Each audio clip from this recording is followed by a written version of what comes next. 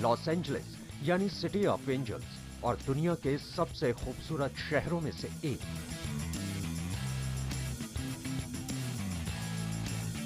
दरअसल इस खूबसूरत शहर में जिंदगी की रफ्तार ही कुछ ऐसी है कि यहां दिन और रात में कुछ ज्यादा फर्क मालूम नहीं पड़ता।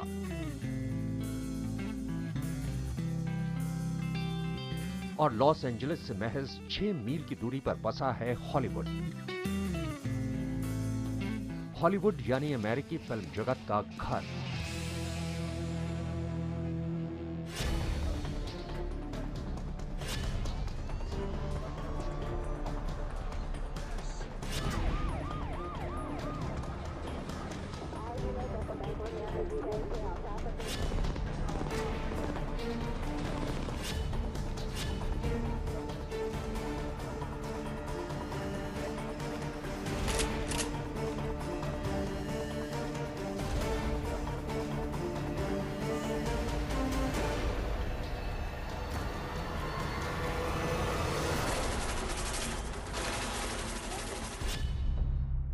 लेकिन आज से करीब 19 साल पहले अमेरिका के लॉस एंजलिस शहर के आबो हवा में अचानक गोलियों के बारूद की महक से पूरा शहर सहम गया था।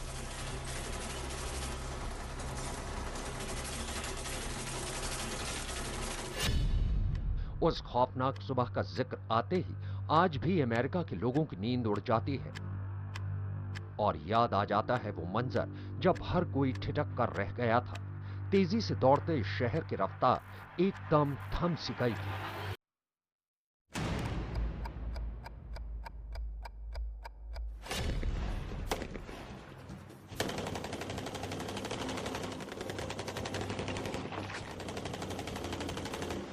लोग खामोश थे, लेकिन आसमान पर उड़ते हेलीकॉप्टर की गड़गड़ाहट, फिजा में गोलियों की तड़तड़ाहट और दर्द में डूबे इंसानों की चीखें तैर रही थी। नजरें टीवी स्क्रीन पर लगातार टकटकी लगाकर अगले पल का इंतजार कर रही थी, इस गरज से कि शायद कोई राहत देने वाली खबर आ जाए।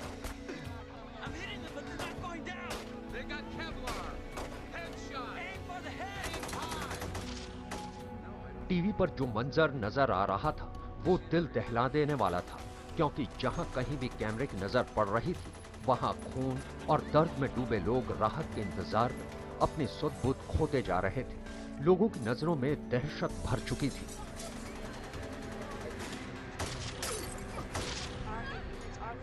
बैंक ऑफ अमेरिका के ठीक बाहर कमांडो की तरह नजर आने वाले दो नकाबपोश हाथों में मौजूद एके राइफल से चारों तरफ मौत बरसाते दिखाई दे रहे थे और उनकी बंदूक से निकली गोलियों का निशाना बन रहे थे लॉस एंजलिस पुलिस डिपार्टमेंट के पुलिस अफसर और सुबह सुबह अपने रोजगार के सिलसिले में घरों से निकल आए आम शहरी।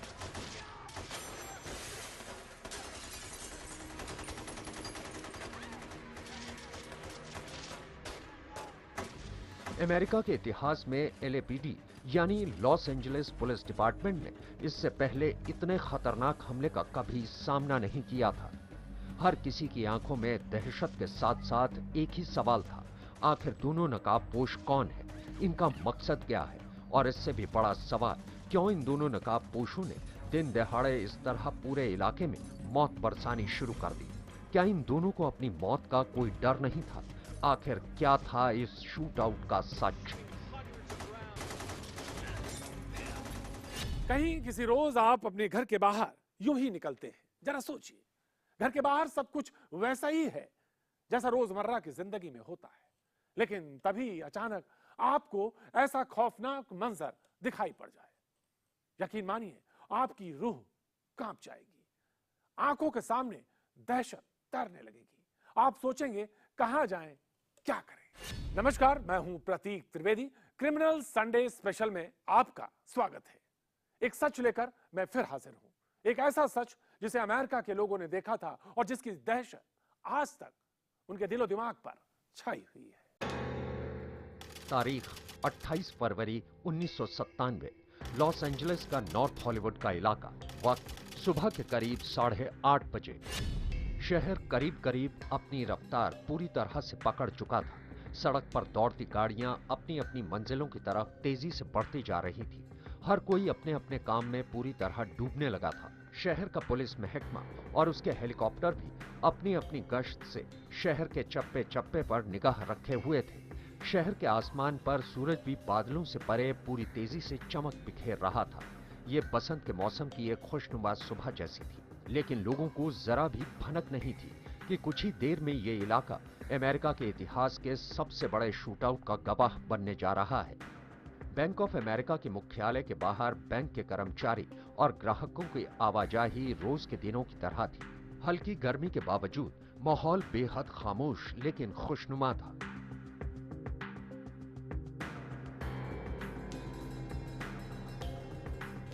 बैंक ऑफ अमेरिका की यह ब्रांच 6600 लॉरल कैनन बुलेवार्ड पर थी और सड़क पार करके कई कमर्शियल दफ्तरों के साथ साथ होटल और रेस्तरां का पूरा जाल फैला हुआ था।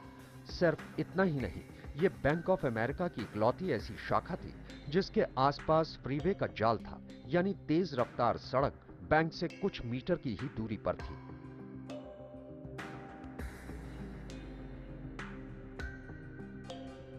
वक्त 8:30 बजे। एक सफेद रंग की शेवरले कार बैंक के नॉर्थ पार्किंग में आकर रुकती है। उस कार में 2 लोग सवार होते हैं। वो लोग कार से उतरते नहीं, बल्कि उसी में बैठकर इंतजार करते रहते हैं। करीब आधे घंटे तक वो वहीं खड़े होकर बैंक में आने जाने वाले कर्मचारियों और ग्राहकों को देखते हैं। दोनों आपस में बहुत कम बात करते हैं, लेकिन दोनों की ही नजर बैंक और बैंक की तरफ आने वाली सड़क पर ही लगी रहती है। वक्त 9:17। बैंक का काम पूरी तरह से अपनी रफ्तार पर होता है। तभी उस सफेद रंग की शेवरले कार में बैठे दोनों शख्स पहली बार हरकत करते दिखाई देते हैं। दोनों अपनी जेब से काले रंग का मास्क निकालते हैं और उसे पहनकर अपना चेहरा पूरी तरह से ढक लेते हैं। इसके बाद दोनों कार से उतरते हैं। वो दोनों ऑटोमेटिक मशीन गन से लैस होते हैं।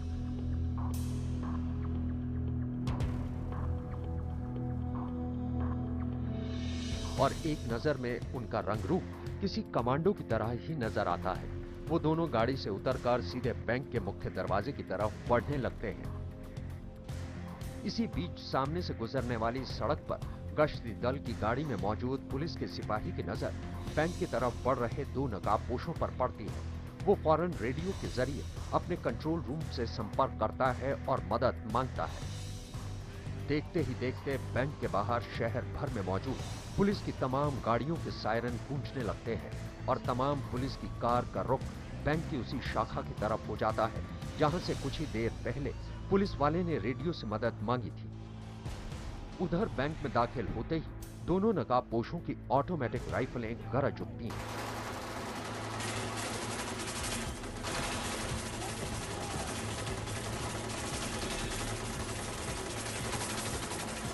और इससे पहले बैंक के लोग कुछ समझ पाते, गोलियों की तड़तड़ाहट से पूरा बैंक सहम जाता है।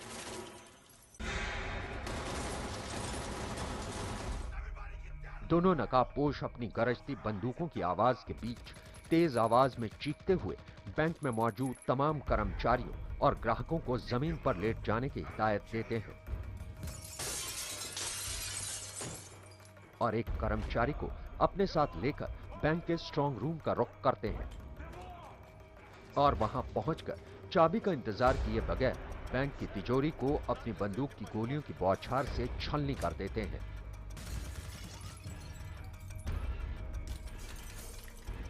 उधर बैंक के बाहर पुलिस की गाड़ियां तेजी से बैंक के करीब आने लगती हैं और बैंक की उस शाखा को करीब करीब घेर लेती हैं।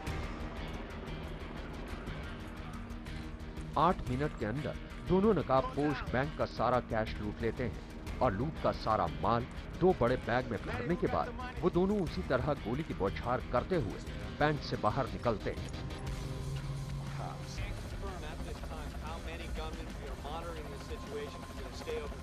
दोनों नकाबपोश लगातार उस दिशा में गोली चलाते हैं जिधर भी उन्हें कोई हरकत नजर आती है। नकाबपोशों की इस तरह बेतहाशा गोली चलाने की वजह से पुलिस वालों की सारी घेराबंदी धरी की धरी रह जाती है, लेकिन उनकी बंदूकों से गोली का गरजना बंद नहीं होता।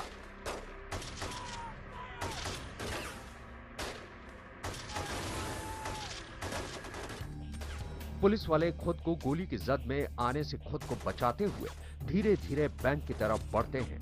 वो धीरे धीरे नकाबपोश लुटेरों पर शिकंजा कसते हैं, लेकिन नकाबपोश अंधाधुंध फायरिंग जारी रखते हैं। उनकी बेलगाम फायरिंग का असर यह होता है कि कई पुलिस वाले उनकी बंदूकों से निकली गोलियों के निशाने पर आ जाते हैं।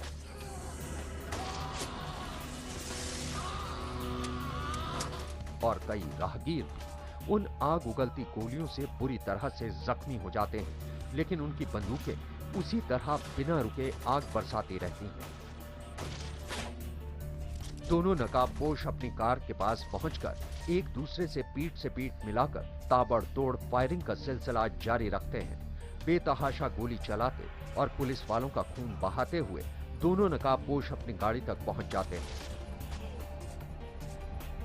एक नकाबपोश गाड़ी में बैठ जाता है और गाड़ी चलाने लगता है, जबकि दूसरा उसके साथ पैदल चलते हुए भी अपनी फायरिंग जारी रखता है। पूरा अमेरिका बैंक लूट की इस वारदात को देखकर सन्न था। उसे यकीन नहीं हो रहा था जो कुछ वो टीवी स्क्रीन पर देख रहा था। जी हां, लुटेरों और पुलिस के बीच क्रॉस फायरिंग चल रही थी और पूरा अमेरिका सन्न होकर उसे देख रहा था। किसी फिल्म के क्लाइमेक्स की तरह चल रहा था यह सनसनीखेज शूटआउट। आखिर कितनी देर चला यह शूटआउट और किस मोड़ पर जाकर यह खत्म हुआ?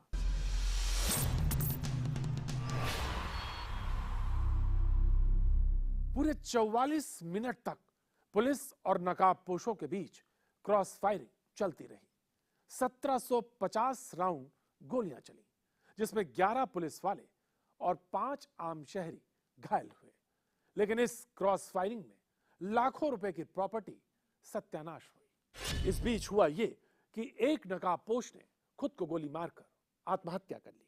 लेकिन सवाल सबसे बड़ा यह कि आखिर ये लोग कौन थे और ये पूरे शहर को बंधक क्यों बनाना चाहते थे? इस बीच एक नकाबपोश एक बड़े से ट्रक की आड़ में आ जाता है, जबकि उसी ट्रक के दूसरे हिस्से में पुलिस वाला पोजीशन लिए होता है। अचानक नकाबपोश की ऑटोमेटिक गन में कुछ खराबी आ जाती है और वो उसे ठीक करने में लग जाता है। तभी पुलिस वाले उस पर फायर करते हैं, लेकिन उसे कुछ नहीं होता। फिर वो अपनी कमर से एक 9 mm की हैंडगन निकालता है और उससे फायर करते हुए बड़ी तसल्ली से आगे बढ़ने लगता है। लेकिन थोड़ी ही देर में जब उसकी पिस्तौल की गोलियां खत्म होने लगती है, वो झाड़ियों के पास रुककर पहले तो गन फेंक देता है, लेकिन जब उसे गोली चलाते हुए पुलिस वाले नजर आते हैं तो वो फौरन पिस्तौल उठाता है और फिर उसे अपने नकाब के नीचे टिका कर फायर कर देता है।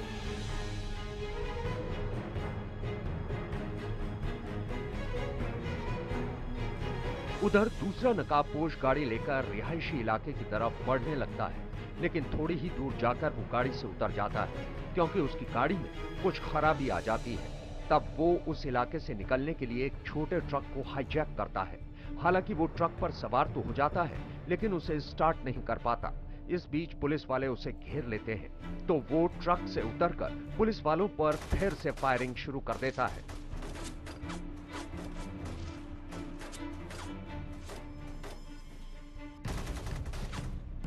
तभी जमीन पर लेटकर नकाबपोश की तरफ फायरिंग करते हुए एक पुलिस वाले ने उसके टखने को निशाना बनाते हुए फायर किया।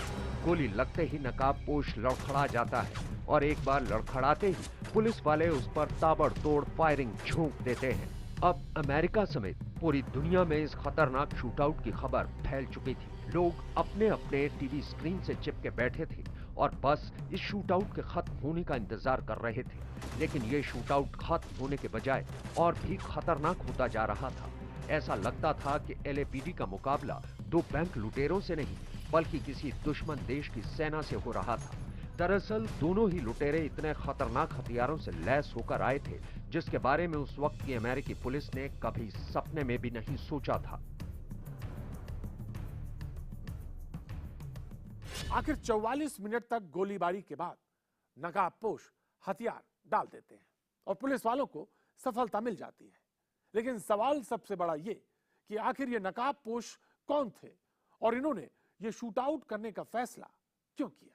यकीन मानिए, जब हम आपको इन दोनों नकाबपोशों की सच्चाई बताएंगे तो आप हैरान रह जाएंगे, जिन्होंने 19 साल पहले अमेरिका के एक शहर की सड़क को सुर्ख कर दिया था।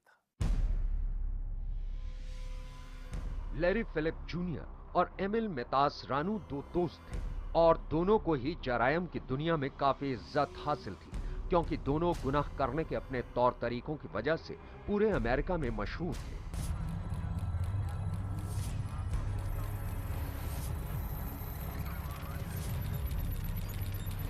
दोनों की मुलाकात 1989 में एक जिम में हुई थी।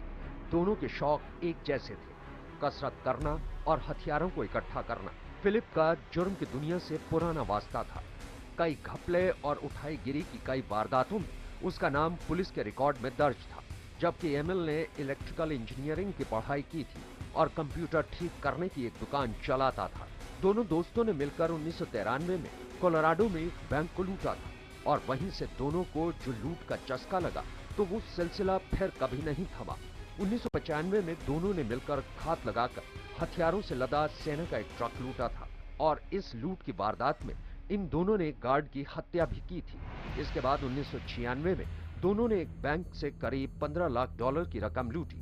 1997 की इस लूट को अंजाम देने के लिए दोनों ने बाकायदा 1 महीने पहले से साजिश रचनी शुरू कर दी थी और बैंक ऑफ अमेरिका की जिस शाखा में इन दोनों को लूट की वारदात अंजाम देनी थी उसकी बाकायदा रेकी भी की थी। इस लूट को अंजाम देने से पहले इन दोनों ने अपने अपने शौक पूरे किए और अपने पास इकट्ठा सारे हथियार लूट के वक्त अपने साथ रखे, जिसमें ऑटोमेटिक गन के साथ साथ कई हैंडगन और सैकड़ों की तादाद में कारतूस मौजूद थे। लूट के लिए निकलने से पहले इन दोनों ने बाकायदा अपने लिए खास तौर पर तैयार बुलेट प्रूफ जैकेट पहन रखी थी ताकि पुलिस या स्वैट की गोली इन्हें जख्मी न कर पाए। दरअसल इन दोनों शातिर अपराधियों को इस बैंक की लूट का आइडिया एक फिल्म को देखकर मिला था और इन्होंने सोचा था कि लूट कर बैंक को ये बड़े आराम से यहां से निकल जाएंगे। लेकिन कुछ पुलिस की मुस्तैदी और कुछ इनके हथियार इन्हीं के सामने आड़े आकर खड़े हो गए। अमेरिका में जब भी इस खौफनाक किस्से की याद की जाती है, लोगों की रूह कांप जाती है। आज अभी बस सिर्फ इतना। अगले हफ्ते लौटेंगे फिर एक हैरत अंगेज कहानी के साथ। हमें दीजिए इजाजत, बने रहिए, देखते रहिए IBN 7।